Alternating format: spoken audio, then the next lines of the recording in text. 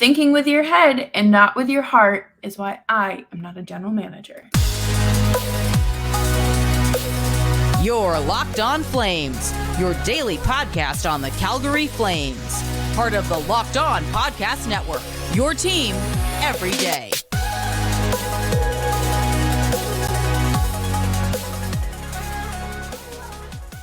Hello, everyone, and welcome to today's episode of Locked On Flames. As always, I'm your host, Jess Belmosto, and thank you so much for joining me on today's edition of Locked On Flames. Today, we are going to be talking about teams calling about Noah Hanifin, Mikael Backlund landing on the Athletics trade board, and some Stanley Cup flubs that I think just need to be addressed.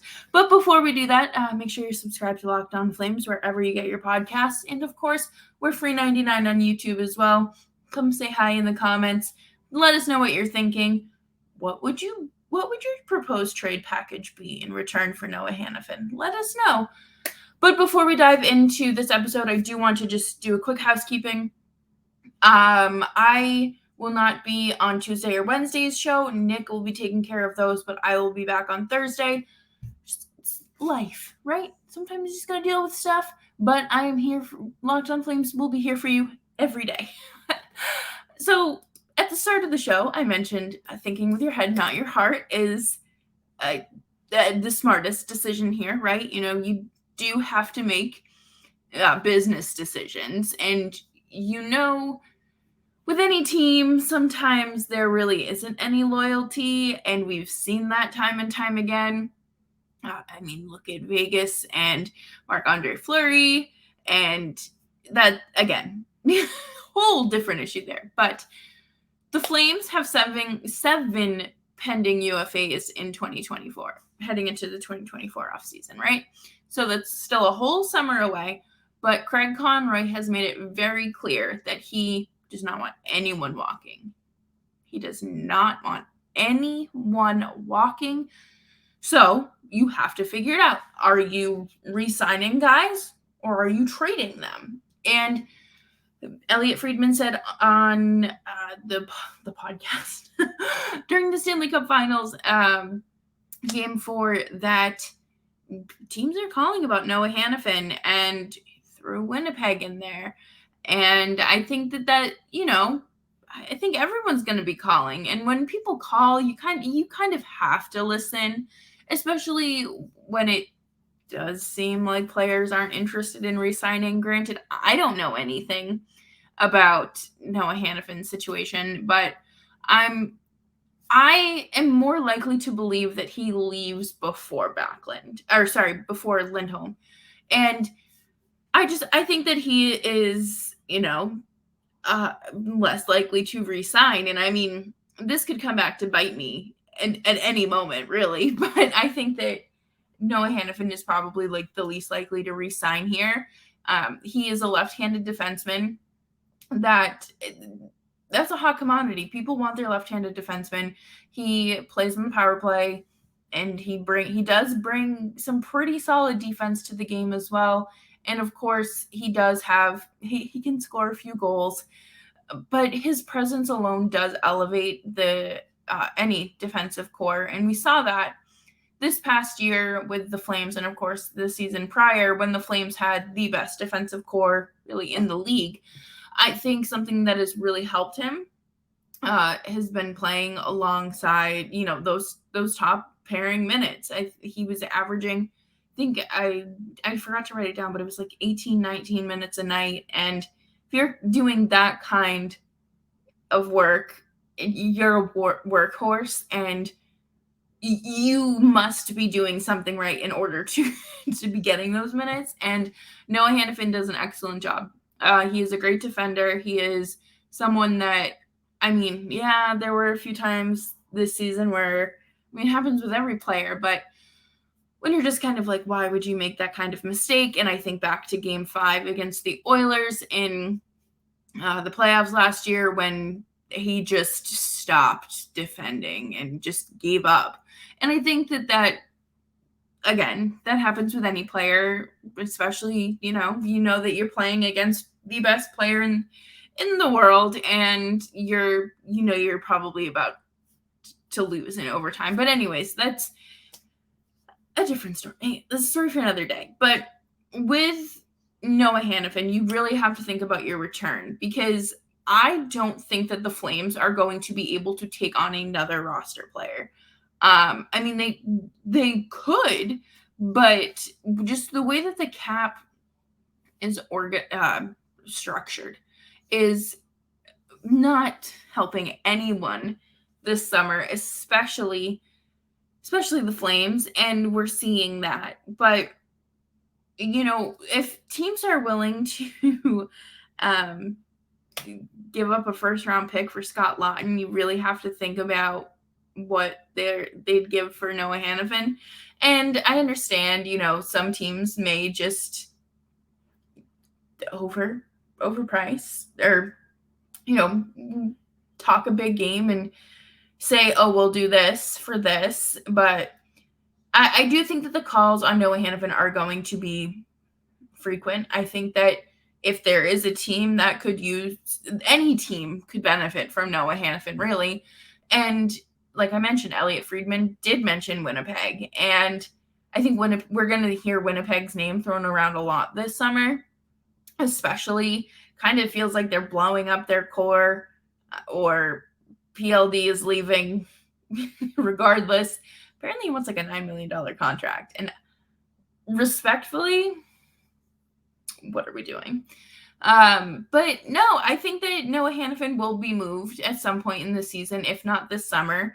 I mean, I would obviously like to see him back home on the East Coast, because I'm selfish and would love for him to play for the Bruins, so I can still watch and root for him. But I think that the Flames would be okay if they did move on from him.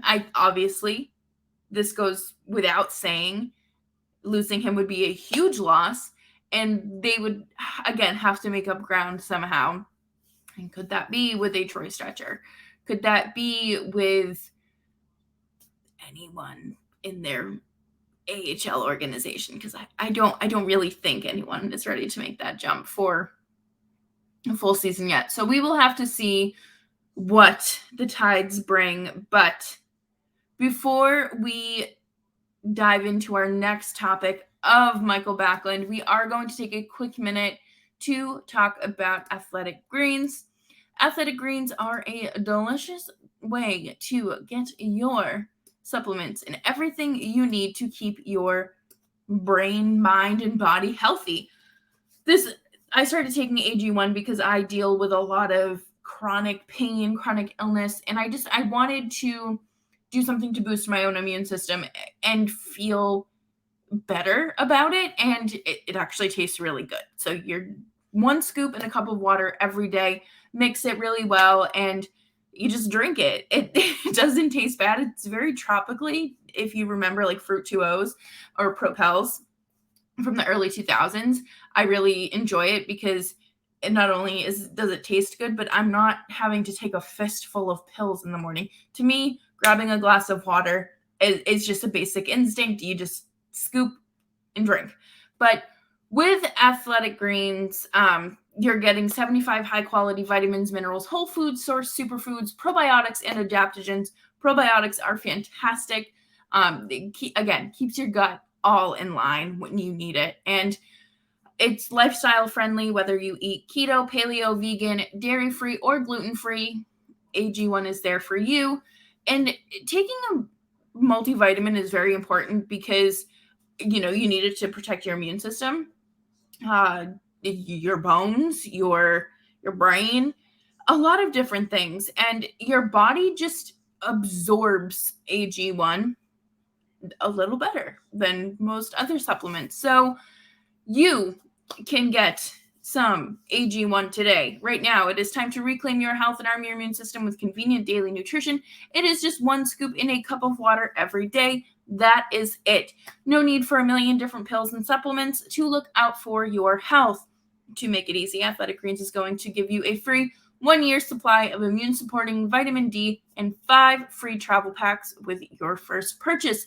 All you have to do is visit athleticgreens.com/NHL Network. Again, that is athleticgreens.com/NHL Network to take ownership over your health and pick up the ultimate daily nutritional insurance. And thank you everyone so much for sticking around and hanging out with me on today's episode of Locked On Flames. We are cruising right along here. It is June 11th. We are less than a month from free agency, which is very exciting if you ask me. But speaking of free agents, we got to talk about Mikael Backlund. Mikael Backlund is, of course, the longest tenured Flame in the organization. He is one of the 7 pending UFAs for the 2024. And something's got to give here, right? Craig Conroy really has his work cut out with him for Backlund, because he has made it clear that the Flames are looking to move in a younger direction. Of course, I think the Flames have been an older team for a while, and I think, adding players like Jonathan Huberdeau and Nazem Kadri are going to increase that age, and there are players that are ready to move up from the AHL to the NHL, and that is very clear, and there are spots for them. So, again, Mikael Backlund is 34 years old. Unfortunately, not everyone can age as fine as Patrice Bergeron, and this is just one of those things that you really have to think about. Right now, he's making $5.3 million, and the cap crunch is real. It is not something that the Flames can really afford to mess around with. I think about how bad Lucic's contract looked. Granted, that was what that they took on when trading James Neal, but they also had a lot more years of that. So what can the Flames do here? He has made it finally onto a trade board, for a while, a few weeks really. The Flames have not seen any of their players on a trade bait board or anything like that, because they didn't have a general manager and they didn't really have a coach. So there were no decisions to be made at that moment. But he is landed number 18 on the Athletics trade board, and you have to figure it out. You have to figure something out. Do you want to give him a raise and an extension? Because if you sign him for a 3-year extension, you are signing him until he is 38 years old. Is that something you want? I mean, I say this all the time on the show. To us, 38 years old, you still got a long life ahead of you. You still have plenty of years in your career left. Hockey, you're over the hill. You're pretty much waiting to get the old yeller treatment. But again, I think that Backlund still provides plenty to this lineup. I think that he has the tangibles. He has the two-way offensive defensive forward element going on. He can still score. And again, he has the intangibles, right?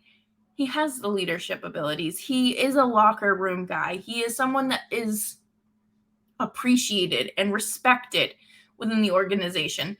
And I actually saw a tweet on Sunday when I'm recording this about how there is no other sport out there that takes intangibles into consideration more than the NHL. And I think that is so true. But with Backlund, this is a pure case of why I could never be a general manager, because I think with my heart and not my head sometimes. And I would say re-sign him. It's a no-brainer. I still say re-sign him if you can, because he stayed relatively healthy. Knock on wood. I don't think he's had a significant injury since I've started covering the team since 2020. Yeah, I think he's been one of the only healthy forwards that are still on this team from then. But, Mangiapane's has shoulder surgery. Dubé's had concussions. Chris Tanev has had his bout with injuries. Why am I blanking? what is his name? Noah Hanifin. We literally just talked about it. Noah Hanifin had shoulder surgery, I believe, last summer too. So he can hold. He's still holding himself together. So it's really a matter of looking at the term and the dollar amount, because is this something that you are willing to take on for the next 3 years while you're looking to make your team younger? Also, Vladar and Lindholm are also listed on this trade board, but they're just like kind of on the outskirts of just as players to watch. I think Vladar is going to be moved this offseason. I think that it is more likely to be done simply because he has a more team-friendly contract. He still has room to grow in the league, whereas Jacob Markstrom is on like a $6.25 million contract and like 30-something years old. And, I don't think teams, unless you're like the San Jose Sharks and want to take on a risk, I think that Markstrom's probably the goalie that's going to stay. And I've said this from the start. Markstrom is not going to be your backup goalie. That's not happening unless there are some extreme circumstances where Dustin Wolf, just doesn't adjust well or whatever the case may be. But I think your top two likely trades right now are more than likely going to be Vladar and Hanifin. I think those are the two players that you really need to watch, especially going into this draft. Everyone keeps talking about Columbus trading for Lindholm. That's not going to happen because Columbus is looking to speed up their rebuild. They've made that pretty clear with trading for Ivan Provorov. They just traded for a guy from Jersey. I just am blanking on his name. And, of course, they have Johnny Gaudreau in his prime, and they probably want to win, right? This draft, it's not like they have, like, the 11th or 12th pick. They're right in that top 3. This draft is far too good for them to not utilize that top 3 pick. So I think it's just time to kind of get over that. That's not happening. So fight with yourself in the comments or in my Twitter mentions because I don't see it happening. But coming up next, we're going to talk about some Stanley Cup flubs and why fans just need to be better. But before we do that, I do want to talk to you about eBay Motors. eBay Motors is a fantastic way for you to get all the parts you need for your car, truck, motorcycle, anything. The first time. There is no hassle when it comes to using eBay Motors. All you have to do is enter your vehicle, and it'll tell you with a little green check mark if this part will fit your car, and the first time around. I think it's great because you don't have to play the guessing game. I cannot stand when I go into like an not an auto body shop, but like auto parts shop, and I'm like, is this windshield wiper the right one? Is this tail light bulb the right one? I don't know. And eBay Motors, it makes everything so much easier. So all you have to do is visit ebaymotors.com to get all your car parts and needs. And thank you, everyone, for hanging out with me today on Locked On Flames. As always, make sure you're following me on Twitter at Jess Belmosto. I have an issue, and I think everyone here would agree with me. Stop throwing things on the ice when your team is losing. That is embarrassing. I get it. They throw the rats all the time. That's fine. Whatever. That's become a tradition, just kind of like the catfish, the squid, any of that, right? However, why are you throwing a $23 beer? What are you accomplishing? It's just like when people burn their jerseys, throw their jerseys on the ice. What are you accomplishing other than expressing your disgust? Go on Twitter and do that. Talk about it with the people you're at the game with. There is no reason to be throwing things. There's no reason to be littering the ice with things, only hats during hat tricks. It's not great. Players can get hurt. Was it Arcala that like kind of got a beer can off the head this season in Jersey? Either way, we see this all the time. We saw it with the Oilers, I think, earlier in the season. I know we've seen it with Vancouver. People were doing it in Toronto. I have only listed off Canadian teams. I'm so sorry. But we saw it in Jersey earlier. You know, we unfortunately see these things all the time. And it's just, to me, it just shows like it doesn't represent like the entire fan base. I think that's fairly obvious to say that. But it just shows how like immature and impulsive you are. I don't know. And I get it, like peer pressure, and like they've done studies when like you see people doing something, so you join in and do it, and you're like, oh, like it's not a big deal because other people are doing it. Drink that $23 beer and just sit there and be upset. Like, what do you get out of it? I get it. You're frustrated. I would be so frustrated too, but take it out in a more productive way. You look really foolish. And I think one of the things here that Florida fans kind of have going against them is that people are saying, there was actually a really rude tweet that I saw this morning, and it made me so upset because it said something like, Florida fans, we know you're new to this whole thing and you've only been fans and watching hockey and have known about hockey for a few weeks. Just so you know, you don't throw things on the ice. Like, what do you get out of like talking down and being so condescending? I don't understand. But no, you have to, you're going into a business. Do you go into Costco, Walmart, and throw things around when you're frustrated? I sure hope not.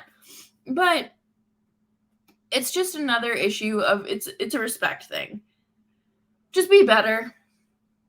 I feel like that's every conversation I have at some point during the summer is just to be better. And I do also want to talk about the Florida Panthers again, and just kind of talk about Tkachuk. Matthew Tkachuk has had an incredible playoff run. He has had some of the most important goals in Panthers franchise history. So call it what you want. Say it is what it is. But he has. But he has also been hurting the Panthers more than helping, I feel like, in this series, and more so the last two games. This happens every playoff run, or really any round with any team. You know, sometimes it's even the coach that does it. He tries to big brain things, or players are hurt and they're just playing through things. And Sam Bennett is one that comes to mind because he would always take such ridiculous penalties that I would just be like, staple him to the bench. And for the Flames, it's Nikita Zadorov and Dylan Dubé. More so Zadorov take the most obnoxious penalties. But when you are playing through something that is uncomfortable and you're laboring, you are a detriment to your team. You are slowing down your line, delaying playmaking. You're not as comfortable shooting the puck, so you're overpassing, and it becomes easy to read. It's kind of like tipping pitches in baseball. There's no way you're ever going to get a hockey player to sit down and like sit out of a game unless it is quite literally the concussion spotter, like manhandling them to sit and being like, you can't go back. We've seen players come back and continue playing through disastrous injuries that would sideline any other human being. But with Matthew Tkachuk, I do think that he is playing through something. He missed part of the second and third period, I believe, in game 4. He took a big hit. He was hurt last year with a broken hand, allegedly a broken hand, and we didn't make the playoffs a year before that. But it was the bubble series. He had the concussion, and he was the only one on that team showing any sort of emotion when the Flames lost to the Stars. And that's the thing. I think that Matthew Tkachuk and any hockey player is someone, especially one that wants to be part of something bigger than themselves, is they're always going to just play like it's a stubbed toe.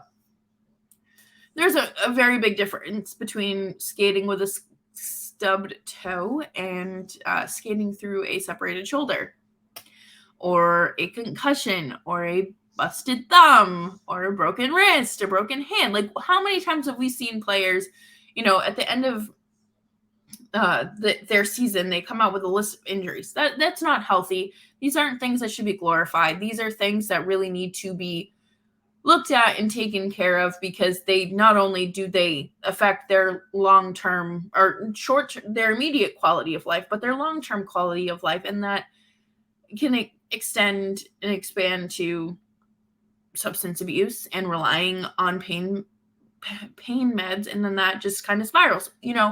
We've talked about that a number of times on this show, and I will leave it at that. Is Matthew Tkachuk hurting the team more than he is helping the Panthers? I still miss him on the Flames. I don't care. But thank you everyone so much for hanging out with me today on Locked On Flames. I will be back on Thursday. Nick's holding down the fort Tuesday and Wednesday. So thank you. I appreciate it.